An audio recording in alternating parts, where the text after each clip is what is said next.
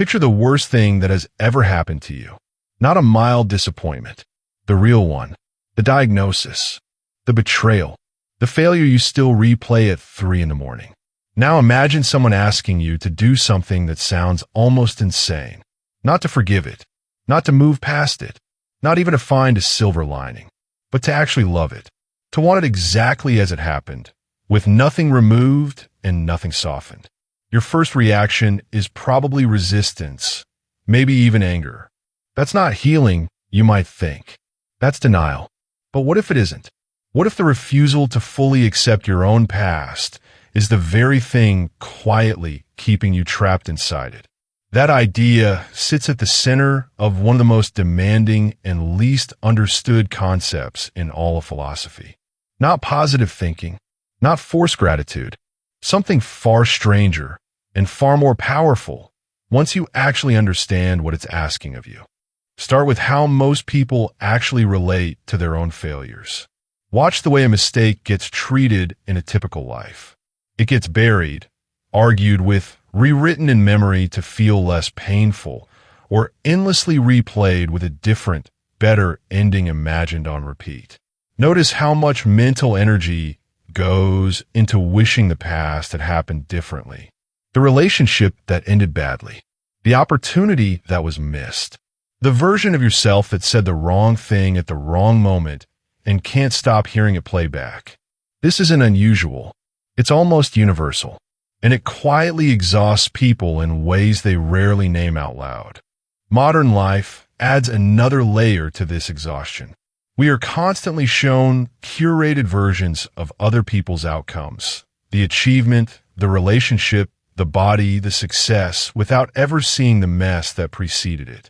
This creates a strange, invisible pressure to believe that a well-lived life should look clean, consistent, and mistake-free. So when your own life doesn't look like that, when it's full of detours, failures, and moments you'd rather erase, it can start to feel like evidence that you're doing something wrong. Like your particular past is a defect rather than simply a past. This is precisely the trap that Friedrich Nietzsche was trying to help people escape from, more than a century before curated online lives even existed. Nietzsche lived a life that gave him plenty of reason to resent his own circumstances. Chronic illness limited him for most of his adult years. His most important work went largely unread and unrecognized while he was alive. He experienced isolation, professional rejection, and physical suffering that would have justified, in almost anyone's eyes, a deeply bitter relationship with his own fate. And yet, out of exactly that life, he developed one of the most demanding ideas about acceptance ever written. He called it Amor Fati, love of fate. It's worth being precise about what this actually means, because it's easy to flatten it into something soft and forgettable.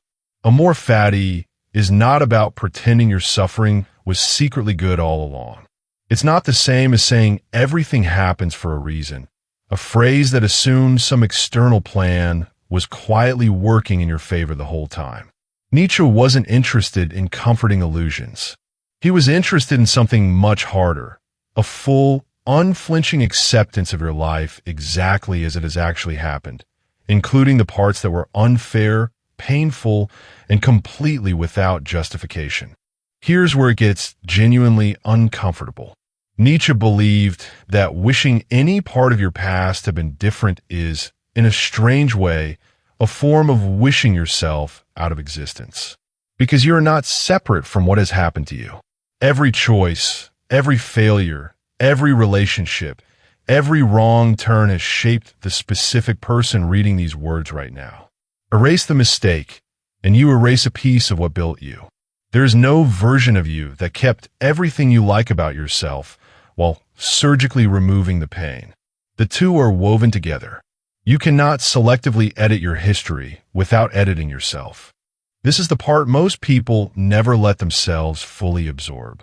We tend to imagine that we could have kept all our strengths, our resilience, our clarity, our hard-won wisdom, while simply subtracting the events that caused them. But that isn't how a life actually works. The wisdom you have about relationships likely came from the one that hurt you. The discipline you developed likely came from the failure that humiliated you. The self-knowledge you now carry likely came from the version of yourself you're most ashamed of. Resent that history, and you are, without realizing it, resenting the very foundation of who you've become.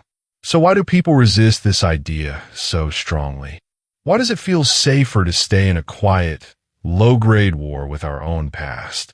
Because acceptance on this level feels like it requires giving something up, the fantasy of the alternate life.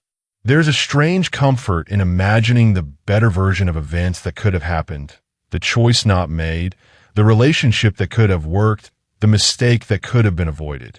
That fantasy lets a person avoid fully inhabiting their actual life, because the actual life includes disappointment and the fantasy doesn't. But that fantasy is also a trap. It keeps a person permanently oriented toward a life that doesn't exist instead of the one directly in front of them, the only one they can actually act within. This connects to something deeper about the ego's relationship with failure.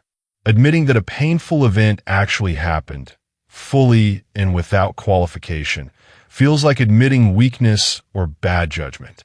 So instead, people quietly distort the story. They tell themselves it wasn't really their fault, or that it didn't really matter, or that they've already moved past it entirely, even when they clearly haven't. This is self-deception dressed up as resilience. And Nietzsche had almost no patience for self-deception, no matter how comforting it felt in the moment. He believed a life built on comfortable illusions was fundamentally a smaller life than one built on hard, examined truth. This is where the philosophy stops being an abstract idea and becomes something startlingly personal. Think about the failure you still can't quite make peace with. Notice what happens when you imagine actually saying out loud that you wanted it. Not that you're grateful for the lesson in some vague, distant way. That you wanted that exact event with all its damage intact. It should feel almost impossible. That resistance you feel is worth paying attention to because it's showing you exactly where you're still fighting your own history instead of standing fully inside it. Here is where everything shifts. Amor Fati is not asking you to feel good about pain.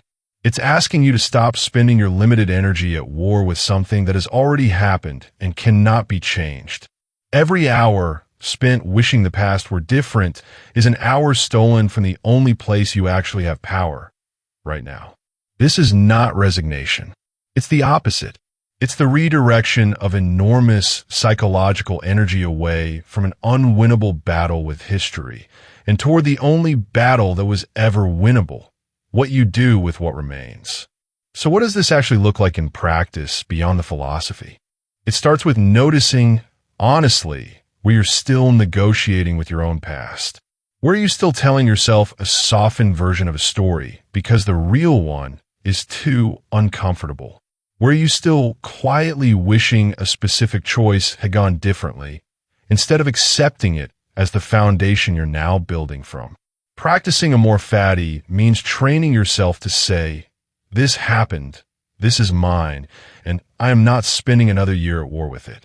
It means separating the discomfort of a memory from the identity you've built around avoiding it. It also means recognizing failure differently going forward, not as evidence to be hidden, but as material to be owned.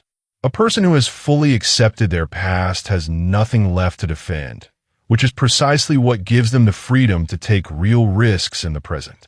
There is very little fear of failure left in someone who has already made complete peace with everything that came before. Return now to that worst moment you picture at the start. Notice that it hasn't changed. It's still exactly what it was. What can change is your relationship to it. Not through forgetting, not through forced positivity, but through the far harder, far more honest work of fully claiming it as yours. This is the real weight of Amor Fati. Not a comforting phrase, but a demand. A demand that you stop living half in the present and half in an argument with your own history. Your failures were not a detour from who you were supposed to become. They were the exact material you were given to build with. There is never going to be a version of you assembled only from the parts you're proud of. Love your fate, not because it was painless, but because it was yours completely, and because the only life available to you now is the one built on top of it.